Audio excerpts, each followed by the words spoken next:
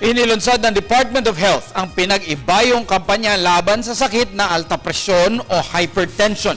Ito'y sa pagkikipagtulungan ng Philippine Medical Society. Si Joseph Parafina nag-uulat.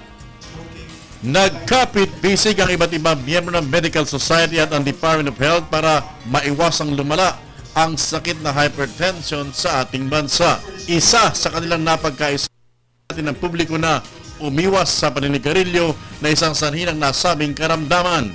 Inirekomenda rin ng mga ito na iwasan ang pagkain ng mga mamantika at mga maalat at sabihan palang tamang ehersisyo para maiwasan ng traidor na karamdamang ito. Smoking and high blood pressure can lead to cardiovascular disease, including strokes.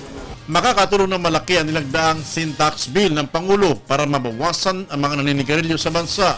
Ayon pa sa mga eksperto, ilan sa nakukuhang sakit na dulot ng paninigarilyo ay ang hypertension, health attack, stroke, cancer at sakit sa baga. Nangangamba din ng Philippine Heart Association na kung magpapatuloy ang di tamang pamumuhay ng ilang mga Pilipino, lalalapat dadami ang magkakasakit sa puso sa hinaharap. Kaya naman dapat na itong maagapan.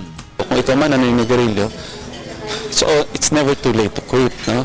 Number 2 is a healthy diet, low salt, low fat diet, regular exercise, maintain an ideal body weight, no? And live a stress-free lifestyle. Para sa Telebisyon ng Bayan, Joseph Parafina.